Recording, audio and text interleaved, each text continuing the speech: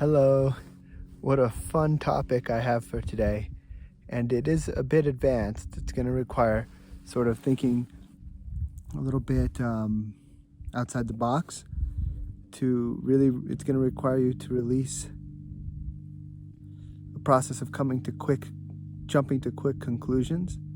So please understand that this is a very nuanced thing. Don't start trying to apply it in ways in which it's not meant. And what we're going to talk about is it's forgetting. We're going to talk about forgetting and what it can be if done consciously, and what the implications are of forgetting, truly. And if we allow ourselves to practice in a way conscious forgetting, what the benefits of that are, and those are actually much less mental chatter, much more space in the mind,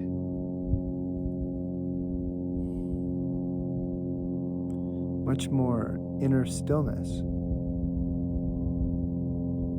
and quiet.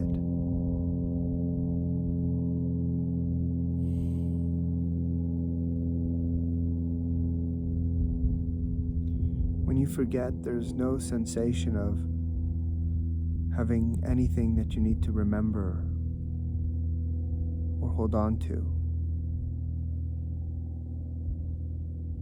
When you forget, there's nothing in the back of your mind that you feel you need to keep track of.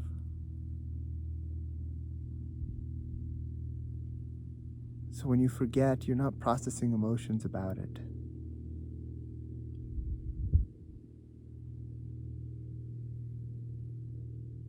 When you forget, there is inner peace. And how much can we forget?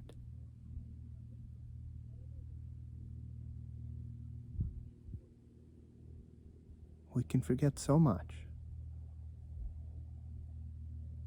We can allow ourselves to forget where we are, what day it is, what we do for a living, our relationships. We can allow ourselves to forget who we are, what our name is, and the name of the planet we live on, and that there are even planets. We can even forget that.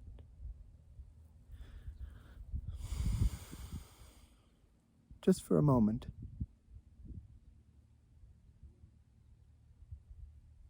And then there's stillness and silence and such peace.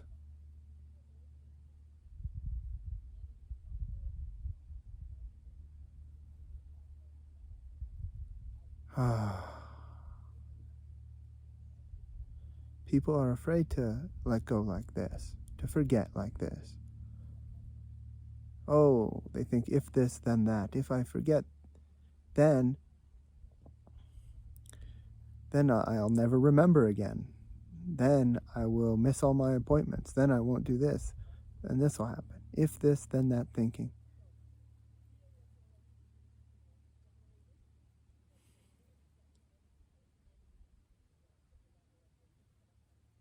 Preventing them from allowing themselves a few moments of inner peace.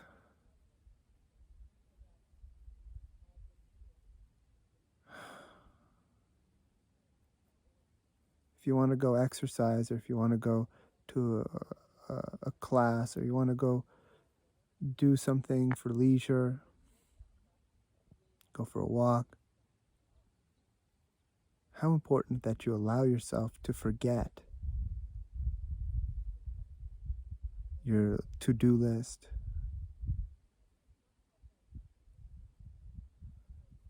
whatever you were doing at home, so that you can actually be present and actually benefit from your walk, from your leisure time.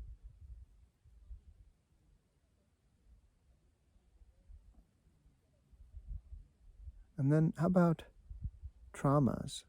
How about painful past experiences? How about the time in school when the teacher yelled at you? How about the time when the boss spoke to you this way? How about when your sister or brother spoke to you that way? How about when your mother or father did this?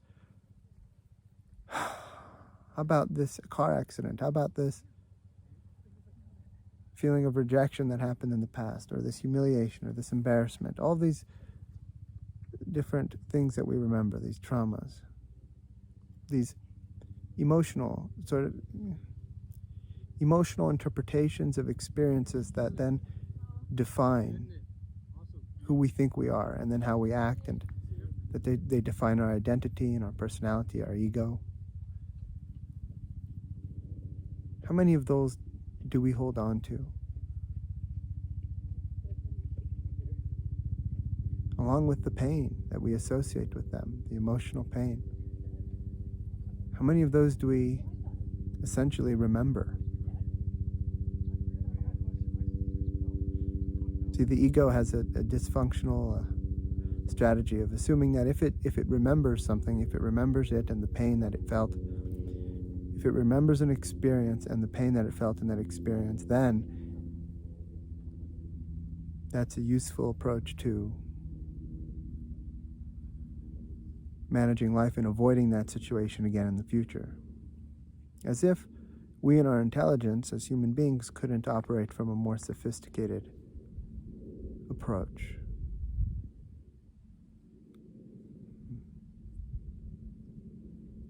As if we need to control ourselves with such brutish strategies as fear.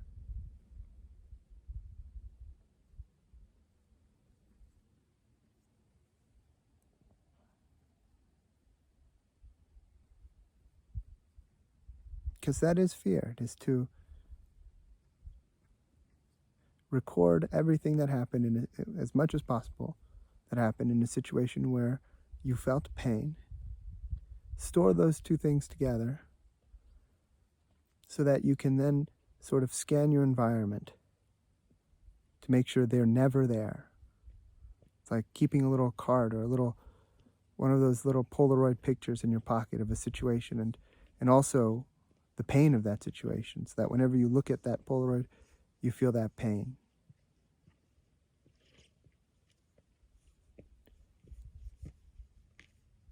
And then because you have that Polaroid in your pocket, obviously you think about it more, you think about it more, you think about it more, so you feel more pain and more pain and more pain every time that thing comes up, every time you remember it, every time you see something in your environment that you associate with it.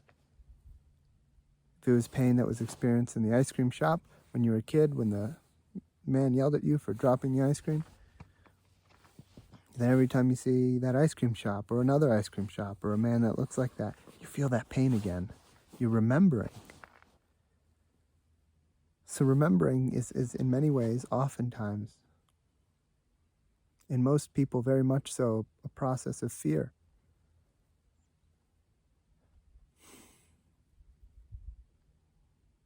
And definitely there's a purpose to that, because whatever it is that we do still have pain around offers us an opportunity.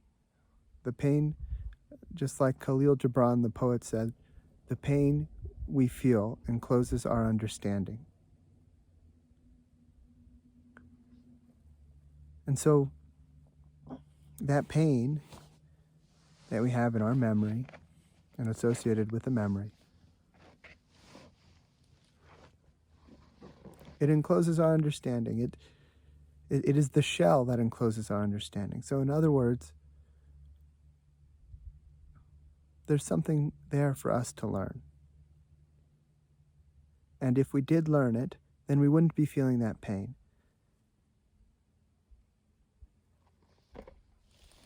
Because when there's complete understanding, there is no pain anymore. There's no more suffering.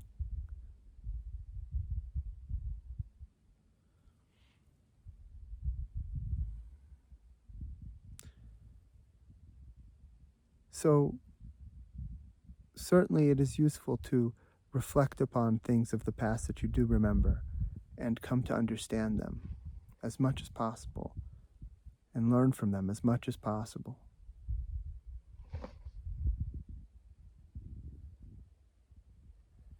And there's a limit. There is a limit, and most human beings today, being raised in a very scientific society of thinkers and competitive education and work environments, have become a condition to overuse the mind, to over-remember, to overthink. And this is creating a limitation now because it's out of balance.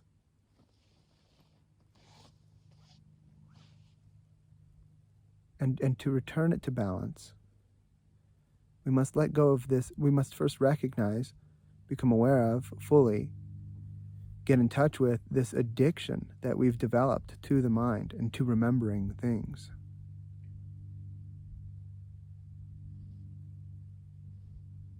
And we must then become more capable, more discerning, more wise about what we choose to remember and what we choose to let go of.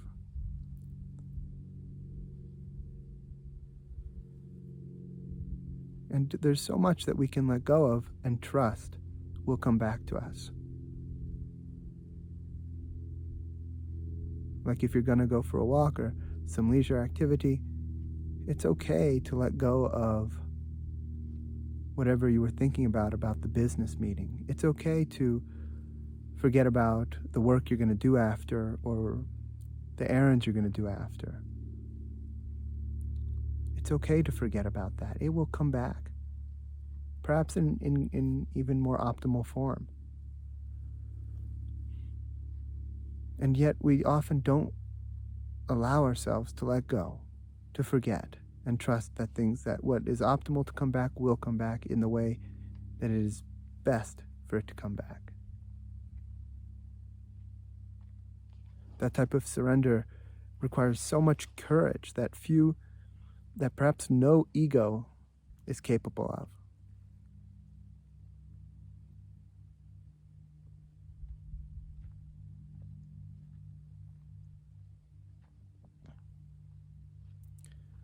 So allowing ourselves to forget.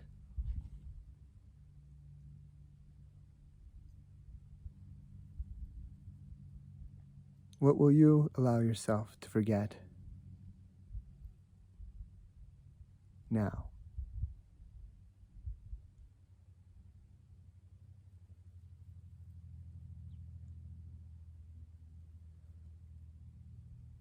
On the wonderful silence of forgetting.